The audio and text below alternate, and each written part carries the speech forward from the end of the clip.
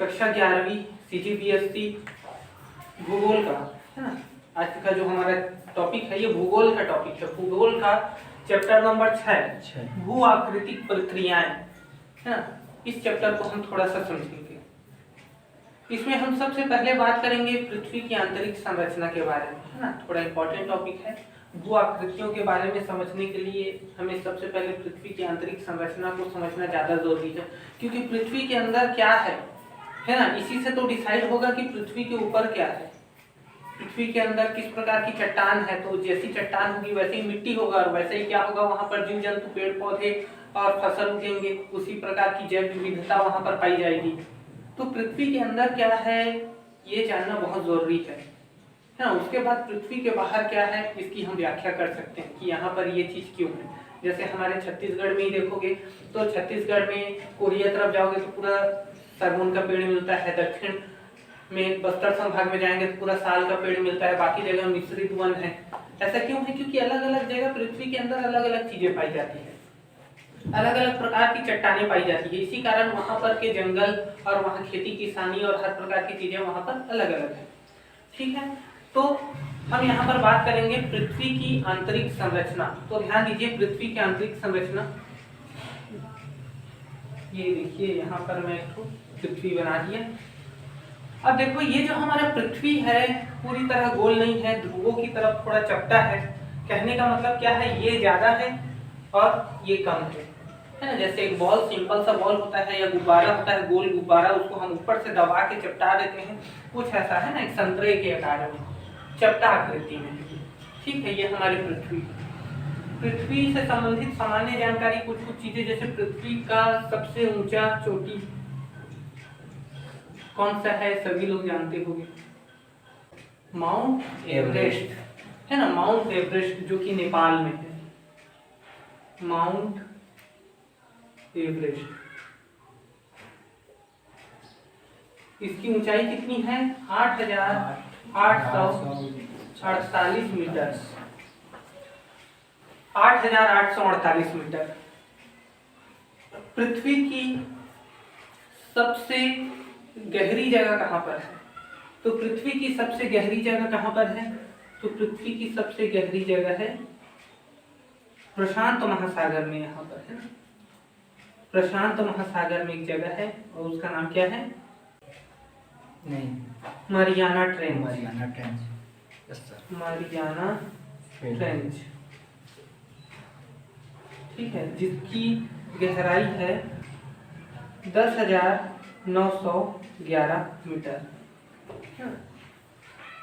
तो देखिए आज का हमारा टॉपिक क्या है? अध्याय 6 CGPSC हमारा कक्षा 11वीं, है ना, भूगोल विषय का भू आकृतिक प्रक्रियाएं। ये हमारा पृथ्वी देखो मैंने बनाया है। पृथ्वी क्या है, एकदम गोल नहीं है, थोड़ा ध्रुवों की तरफ थोड़ी चपटी है। ठीक है, संतरे के आकार में थोड़ा सा। और पृथ्वी की सबसे ऊंची चोटी है माउंट एवरेस्ट, 8,848 मीटर समुद्र तल से ऊंचाई है। और पृथ्वी की सबसे गहरी जगह अगर हम बोले तो वो है प्रशांत महासागर में मरियाना ट्रेंच, जो कि 10,911 मीटर गहरी है। कहने का मतलब इससे ज्यादा है ये, है ना। पूरा का पूरा माउंट एवरेस्ट जो है मरियाना ट्रेंच में डूब जाएगा, दिखेगा भी नहीं। ठीक है, तो ये ज्यादा गहरा है, ये इसके मुकाबले इसका ऊंचाई कम है। ठीक है, अब चलिए हम पृथ्वी की आंतरिक संरचना के बारे में बात करते हैं। तो पृथ्वी की आंतरिक संरचना, है ना, इसको मैं मिटा देता हूँ, या तो फिर इसको मैं ऐसा छोटा सा बना देता हूँ।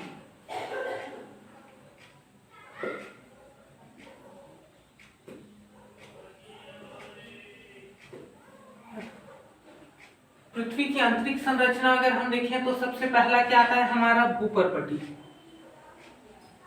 भूपर्पटी पृथ्वी की सबसे ऊपरी परत है, भूपर्पटी। ठीक है, दूसरे नंबर पर आता है मेंटल, और तीसरे नंबर पर आता है हमारा क्रोड। जो क्रोड दो भागों में विभाजित है, बाहरी क्रोड और आंतरिक क्रोड।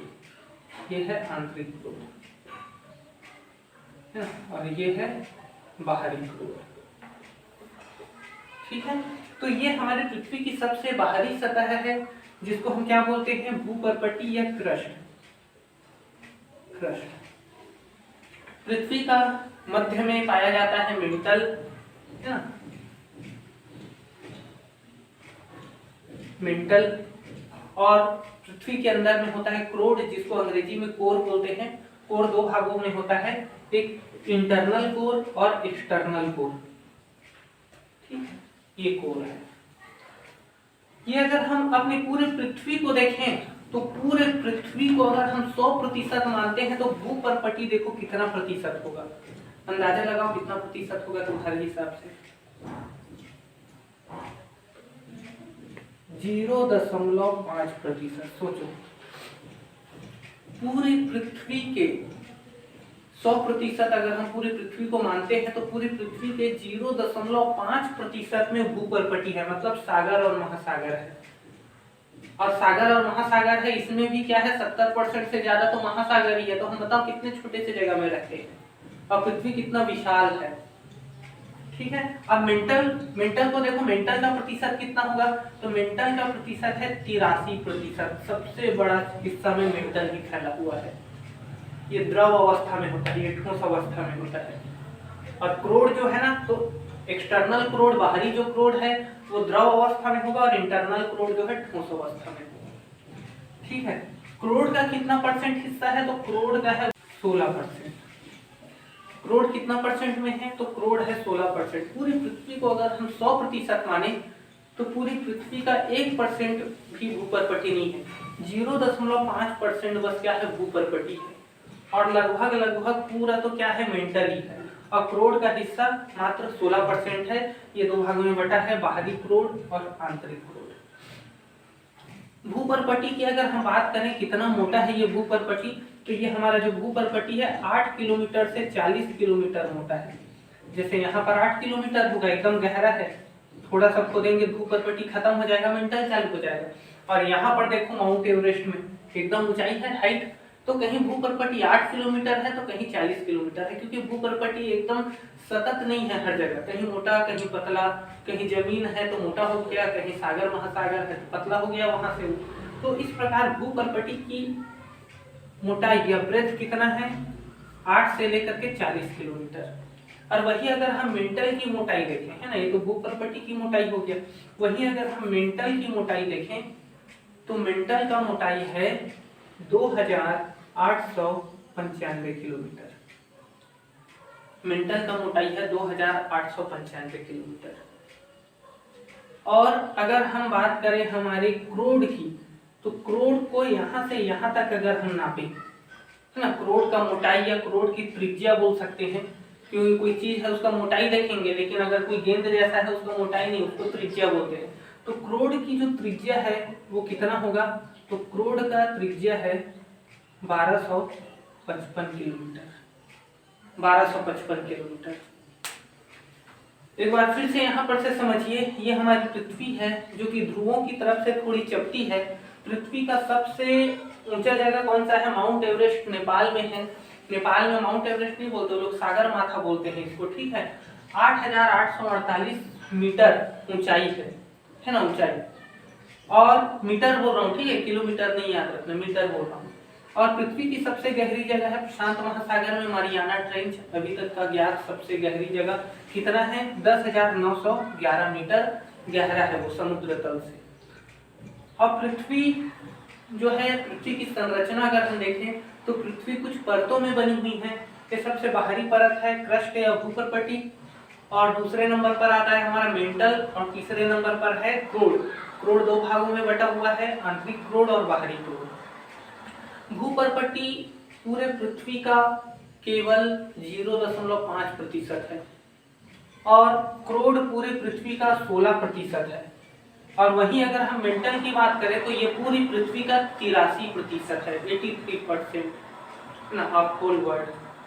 अब यहाँ पर देखिए भूपर्पटी की मोटाई कितनी है, तो भूपर्पटी की मोटाई है 8 किलोमीटर से 40 किलोमीटर, क्योंकि भूपर्पटी सतत नहीं है ना, ये असतत है। कहीं सागर महासागर आ गया तो पतला हो जाएगा, और द्वीप महाद्वीप है, पहाड़ पठार है तो मोटा हो जाएगा।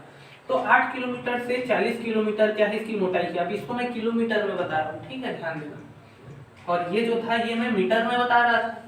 तो 8 किलोमीटर से 40 किलोमीटर क्रस्ट मतलब भूपर्पटी की मोटाई है, मेंटल की अगर हम बात करें तो 2895 किलोमीटर क्या है मेंटल की औसत मोटाई है। ये भी एकदम 2895 हर जगह नहीं होगा, लेकिन एवरेज क्या है ये 2895, लगभग थोड़ा बहुत कहीं ज्यादा होगा तो कहीं कम होगा। एवरेज मोटाई मेंटल का वैज्ञानिकों ने क्या बताया है 2895। ठीक है, और ये हमारा जो कोर है, कोर, इस कोर का जो त्रिज्या है ना, इस कोर की जो त्रिज्या है वो कितनी है, ये है 1255 किलोमीटर। 1255 किलोमीटर। ये जो हमारी पूरी पृथ्वी है ना, इसमें तीन, मतलब इसकी जो हमारी पृथ्वी की जो संरचना है इसमें तीन परत पाए जाते हैं, एक क्रस्ट, एक मेंटल और एक कोर। अब देखो यहाँ पर क्या है, ज्वाइंट है किसका, ये देखो क्रस्ट का और मेंटल का ज्वाइंट है ये, है ना भाई। ये वाला जो लाइन है ये क्रस्ट और मेंटल को अलग करता है, इसको क्या बोलते हैं, मोहो असंबद्धता। मोहो असंबद्धता, मोहो असंबद्धता बोलते हैं। और वैसे ही कोर को और मेंटल को जो अलग करता है ना, कोर को और मेंटल को जो अलग करता है इसको बोलते हैं गुटेनबर्ग असंबद्धता। गुटेनबर्ग असंबद्धता, गुटेनबर्ग असंबद्धता बोलते हैं, ये याद रखना। जैसे कि हमारा जो कोर है इसको दो भागों में बांट दिए हैं, है ना, आंतरिक क्रोड और बाहरी क्रोड। वैसे ही हमारा जो भूपर्पटी है ये भी दो भागों में बटा हुआ है। एक क्या है, ये ऐसा, एक ये है ऊपरी भूपर्पटी और ये है निचला भूपर्पटी। ऊपरी भूपर्पटी है ना, ये मध्य से ऊपर की तरफ जिसमें हम लोग रहते हैं, निचला भूपर्पटी मध्य से नीचे की तरफ जो मेंटल से जुड़ा हुआ है। तो जो ऊपरी भूपर्पटी है इसमें सिलिकॉन और एल्युमिनियम बहुत ज्यादा पाया जाता है, इस कारण इसको सियाल बोलते हैं। भूपर्पटी का जो ऊपरी हिस्सा है ये सियाल कहलाता है। और ये जो निचला भूपर्पटी है, भूपर्पटी का निचला हिस्सा, इसमें सिलिकॉन और मैग्नीशियम ज्यादा पाया जाता है, इस कारण इसको सीमा बोलते हैं, सीमा। ठीक। और वही अगर हम बात करते हैं अपने क्रोड की, तो क्रोड में निकिल है ना और फेरिक सबसे ज्यादा पाया जाता है, निकिल और फेरिक। तो क्रोड को नीफे बोलते हैं, याद रखना है ना, नीफे। हमारी पृथ्वी में सबसे ज्यादा क्या पाया जाता है, आयरन। हमारी पूरी पृथ्वी में सबसे ज्यादा पाया जाता है आयरन, लगभग 31-32%, लगभग कुछ 32%। हमारी जो पृथ्वी बनी है तो सबसे ज्यादा इसमें कौन सा तत्व है, आयरन है। और दूसरे नंबर पर हमारी पृथ्वी में जो पाया जाता है वो क्या है, ऑक्सीजन। 30%, 30% हमारी पृथ्वी में ऑक्सीजन पाया जाता है। ठीक है, सबसे ज्यादा आयरन कहाँ पर है, हमारी पूरी पृथ्वी में सबसे ज्यादा आयरन कहाँ पर है, तो भाई जो भारी चीज होता है वो नीचे होता है, पानी में भी कुछ डाल दो, थर्मोकोल डाल दो, रेती डाल दो, कुछ भी चीज डाल दो, तो जो भारी होगा वो नीचे बैठ जाएगा और हल्का ऊपर में रहेगा। तो भारी कहाँ पर होगा, ये नीचे अंदर में। तो लगभग यहाँ पर क्या है, यहाँ पर है ना लगभग 85%, 85 से 88% आयरन क्रोड में ही पाया जाता है। हमारी पूरी पृथ्वी में सबसे ज्यादा क्या चीज है, आयरन, लोहा। और ये लोहा भी सबसे ज्यादा कहां पर है, क्रोड में है सबसे ज्यादा लोहा, क्रोड में लोहा सबसे ज्यादा। ऑक्सीजन हमारी पृथ्वी में दूसरे नंबर पर सबसे ज्यादा क्या पाया जाता है, ऑक्सीजन। और ऑक्सीजन सबसे ज्यादा कहां पर है, तो भूपर्पटी में ऑक्सीजन सबसे ज्यादा है। ऑक्सीजन की अगर हम मात्रा देखें तो भूपर्पटी में ऑक्सीजन की मात्रा क्या है, सबसे ज्यादा है। और अगर आयरन की बात बोले तो भूपर्पटी, ये क्रोड में आयरन सबसे ज्यादा है। मतलब हमारी पृथ्वी जिन जिन तत्वों से मिली हुई है, पृथ्वी के अंदर से सोना भी निकलता है, हीरा भी निकलता है, चांदी भी निकलता है, तांबा भी निकलता है, लेकिन सबसे ज्यादा हमारी पृथ्वी में क्या चीज है, लोहा और ऑक्सीजन। ठीक है, ये पृथ्वी से संबंधित क्या है, हमारी एक सामान्य जानकारी है। इसमें क्वेश्चन कैसे टाइप का आएगा, इसमें खाली स्थान पूछ सकता है कि भाई पृथ्वी के ऊपरी परत को खाली स्थान कहते हैं, आपको बताना है, भूपर्पटी। या तो फिर यहाँ पर ये पूछ देगा कि भाई हमारा जो भूपर्पटी है और मेंटल है, दोनों के बीच का जो विभाजन है ना, उसको किस नाम से जाना जाता है आपको बताना है। मोहो संबद्धता इसको पूछ दिया तो ये गुटेनबर्ग असंबद्धता, या ये बोलेगा सीधा सीधा बड़ा वाला सवाल पृथ्वी की आंतरिक संरचना को समझाइए, तो आपको ये पूरा बताना पड़ेगा। सबसे पहले ये पूरा इमेज बनाना पड़ेगा, इमेज के बाद लिखना पड़ेगा भूपर्पटी है ना, भूपर्पटी, और भूपर्पटी के बारे में सारी चीजें बताना है। भूपर्पटी पृथ्वी की सबसे ऊपरी परत है। भूपर्पटी पूरे पृथ्वी का 0.5% है। भूपर्पटी की मोटाई कहीं 8 तो कहीं 40 किलोमीटर है, और भूपर्पटी दो भागों में बटी है, ऊपरी भूपर्पटी निचला भूपर्पटी। ऊपरी भूपर्पटी को बोलते हैं सियाल और निचले भूपर्पटी को कहा जाता है सीमा। अब इसके बाद दूसरा हम लोग हेडिंग डालेंगे क्या, मेंटल। मेंटल और मेंटल में बताएंगे ये पृथ्वी का मध्य का परत है, और ये जो है पूरा पृथ्वी का 83% है। इसकी मोटाई 2895 है ना किलोमीटर है, और यहाँ पर सभी तत्व पिघले हुए अवस्था में मैग्मा के रूप में रहते हैं।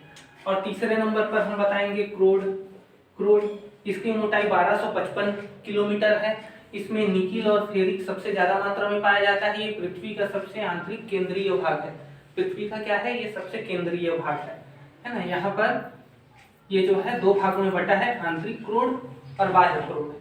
और लास्ट में हम बता देंगे कि ये जो तीनों है ना, ये दोनों के बीच क्या है, मोहो असंबद्धता, और ये दोनों के बीच क्या है, गुटेनबर्ग असंबद्धता।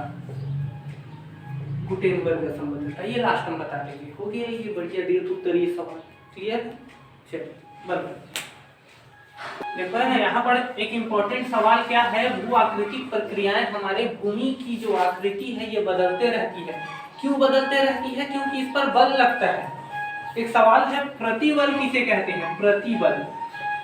प्रतिबल ठीक है, किसे कहते हैं, तो किसी निश्चित क्षेत्र में, किसी निश्चित एरिया में, दिए हुए एरिया में जो निश्चित फोर्स, जो निश्चित बल लगता है, इसी को क्या बोलते हैं, प्रतिबल बोलते हैं। किसी दिए हुए इकाई क्षेत्र में, इकाई क्षेत्र में जो इकाई बल लगता है, इसी को क्या बोलते हैं, प्रतिबल कहते हैं। ठीक है, तो ये प्रतिबल का क्या है परिभाषा, पेपर में पूछ सकता है प्रतिबल किसे कहते हैं। देखिए यहाँ पर एक सवाल है, भूपर्पटी का निर्माण करने वाले प्रमुख बल कौन कौन से हैं। भूपर्पटी का निर्माण करने वाले प्रमुख बल कौन कौन से हैं। ठीक, तो भूपर्पटी का निर्माण, भूपर्पटी का निर्माण करने वाले प्रमुख बल, प्रमुख बल कौन कौन से हैं। तो प्रमुख बल दो प्रकार के हैं, एक है अंतर्जनिक बल, अंतर्जनिक बल, और एक है बाह्यजनिक बल, बाह्यजनिक बल। देखिए अंतर्जनिक बल से समझ आ रहा है, देखिए है ना, भूपर्पटी का निर्माण करने वाले प्रमुख बल, मतलब हम जिस पे रहते हैं, कहीं पर पर्वत है, कहीं पठार है, कहीं घाटी है, कहीं नदी है, तो कहीं कुछ और है, तो ये ऐसा क्यों है, तो कहीं पर बल लगा तो पहाड़ बन गया, कहीं बल लगा तो घाटी बन गया, दबाव पड़ रहा है ना, कोई फोर्स लगा वहां पर, तो कहीं पर क्या हो गया, पहाड़ खसक गया, भ्रंशन बोलते हैं जिसको। तो कोई भी क्रिया होती है वहां पर कुछ ना कुछ बल लगता है, तभी वो क्रिया होती है। बिना बल लगाए कोई काम नहीं होता है कि कोई भी काम अगर हमको करना है तो वहां पर बल लगाना पड़ेगा। तो हमारी पृथ्वी की जो भूपर्पटी सबसे बाहरी जो परत है ये असतत है। हम पहले भी बात किए थे, जो संरचना बता रहा था कि पृथ्वी की भूपर्पटी की जो है बाहरी परत, उसकी मोटाई कितनी है, तो 8 किलोमीटर से लेकर के 40 किलोमीटर तक क्या है उसकी मोटाई है। तो कहीं 8 किलोमीटर कहीं 40 किलोमीटर, ऐसा क्यों है, तो कहीं खाड़ी है, कहीं गहरा मरियाना ट्रेंच जैसा एकदम गहरा खाड़ी है, तो कहीं पर एकदम पीक वाला क्या है, एकदम ऊंचाई वाला पर्वत है, माउंट एवरेस्ट। तो इसी कारण कहीं वो 8 किलोमीटर हो जाता है भूपर्पटी की मोटाई, तो कहीं उसकी मोटाई 40 किलोमीटर हो जाती है। तो ऐसा क्यों है, असतत क्यों है, क्योंकि पृथ्वी के बाहरी सतह पर बहुत सारा बल लगता है, इसी कारण क्या है, पृथ्वी का बाहरी सतह असतत है। तो कौन सा बल लगता है पृथ्वी के बाहरी सतह मतलब भूपर्पटी पर, तो दो ठो बल लगता है, एक अंतर्जनिक बल, एक बाह्यजनिक बल। अंतर्जनिक बल मतलब पृथ्वी के अंदर से लगने वाला बल, जैसे कि ज्वालामुखी, भूकंप, ये सब क्या है? अंतर्जनिक बल है जो पृथ्वी के अंदर से लगता है। अचानक से पृथ्वी के अंदर से एक बल लगा, ज्वालामुखी बाहर आ गया, बड़ा सा क्या बन गया? पहाड़ बन गया, ज्वालामुखी पर्वत। या पृथ्वी के अंदर से भूकंप आया, कहीं पर जमीन क्या हो गया? खसक गया पूरा, है ना, गहरा खाई बन गया वहां पर। तो ये सभी क्या है? अंतर्जनिक बल कहलाता है। बहिर्जनिक बल की अगर हम बात करें तो पृथ्वी के बाहर से जो बल लगता है उसको बहिर्जनिक बल बोलते हैं। जैसे ऊपर से नदी आ रहा है और नदी क्या कर रहा है? पहाड़ को पूरा काटते हुए वो आ रहा है और पहाड़ को काट दिया और उसके कंकड़ पत्थर को अपने साथ बहा करके ले गया और बाहर ले जाके क्या बना दिया? उसको रेत बना दिया, फिर मिट्टी बना दिया और मिट्टी चारों तरफ फैला के मैदान बना दिया। तो ये क्रिया पृथ्वी के अंदर से नहीं हो रही है, पृथ्वी के बाहर से हो रही है। बारिश हो रहा है, एकदम तेज बारिश हो रहा है और वहां पर जो चूना पत्थर का जो पहाड़ है वो पूरा चूना पत्थर का पहाड़ क्या हो रहा है? गल रहा है उसके कारण। तो ये बहिर्जनिक प्रक्रिया है। मान लो जैसे बारिश हो रहा है, अम्लीय वर्षा हो रही है, प्रदूषण कहीं पर ज्यादा हो गया, इस कारण क्या होता है? अम्लीय वर्षा होता है। तो अम्लीय वर्षा हो रही है, अम्लीय वर्षा में जो पानी होता है वो अम्लीय होता है, एसिडिक होता है। तो वो एसिड चट्टानों में गिर रहा है, तो चट्टान क्या हो रहा है? वहां पर पूरा घिसा रहा है, गल रहा है चट्टान, और चट्टानों में क्या हो रहा है? दरार पड़ रहा है। तो ये क्रिया भूकंप या पृथ्वी के अंदर लगने वाले बलों से नहीं हुआ, ये जो परिवर्तन है ये पृथ्वी के बाहर लगने वाले बलों से हुआ है। तो पृथ्वी के बाहर से जितने भी बल लगते हैं उसको बहिर्जनिक प्रक्रिया बोलते हैं, और पृथ्वी के अंदर से जितने भी बल लगते हैं उसको अंतर्जनिक प्रक्रिया बोलते हैं। और इसी अंतर्जनिक और बहिर्जनिक प्रक्रिया के कारण क्या होता है? भूपर्पटी का निर्माण होता है। कहीं पर पहाड़ बनता है, तो कहीं पर पर्वत बनता है, तो कहीं पर खाड़ी बनता है, कहीं पठार बनता है, कहीं नदी बनता है। ये सब क्यों बनता है? दो बल के कारण, अंतर्जनिक और बहिर्जनिक बल के कारण। तो सवाल क्या है? भूपर्पटी का निर्माण करने वाले प्रमुख बल कौन कौन से हैं? तो भूपर्पटी का निर्माण करने वाले प्रमुख बल दो ही हैं, एक अंतर्जनिक बल और एक बहिर्जनिक बल। देखो अगला सवाल यहाँ पर है, पेडालॉजी किसे कहते हैं? पेडालॉजी किसे कहते हैं? तो मृदा का अध्ययन करना, मिट्टी का अध्ययन करना। कृषि वैज्ञानिक लोग मिट्टी का अध्ययन करते हैं, फिर बताते हैं अरे यार तुम चावल नहीं गेहूं उगाओ, है ना, यहाँ पर गेहूं के लिए बढ़िया जगह है ये। तो मृदा का अध्ययन करना, मृदा का अध्ययन करना, यही क्या कहलाता है? पेडोलॉजी कहलाता है। ठीक है, और मृदा कैसी होगी? जैसा वहां पर चट्टान होगा। जैसे हमारे छत्तीसगढ़ की अगर हम बात करें तो कहीं पर हर जगह अलग अलग प्रकार की चट्टानें पाई जाती है। कहीं आर्कियन सेल समूह पाया जाता है, कहीं दक्कन, कहीं गोंडवाना, तो कहीं कड़प्पा, अलग अलग प्रकार की चट्टानें पाई जाती है हमारी पृथ्वी में, ये हमारे छत्तीसगढ़ में। इसी कारण छत्तीसगढ़ में देखोगे तो कहीं गन्ना उगाते हैं, इधर कवर्धा तरफ चले जाओ पूरा गन्ना उगाते हैं। अपने यहाँ देखो तो अपने यहाँ धान वान उगाते हैं, है ना। दक्षिण क्षेत्र में चले जाओ, बस्तर तरफ कोदो कुटकी उगाते हैं वो लोग। तो कहीं पर मिश्रित वन होता है, तो कहीं साल का वन होता है, तो कहीं सैगून का वन होता है। तो ये सभी अलग अलग असमानताएं हैं हमारे छत्तीसगढ़ में चारों तरफ। क्यों है? क्योंकि हमारे छत्तीसगढ़ में सब जगह अलग अलग प्रकार की मिट्टी है। और वो अलग अलग प्रकार की मिट्टी क्यों है? क्योंकि वहाँ जमीन के अंदर अलग अलग प्रकार की चट्टानें हैं। वही चट्टान तो टूट के मिट्टी बनता है ना, और उसी मिट्टी का अध्ययन क्या कहलाता है? पेडालॉजी कहलाता है। मृदा का अध्ययन करना क्या है? पेडालॉजी।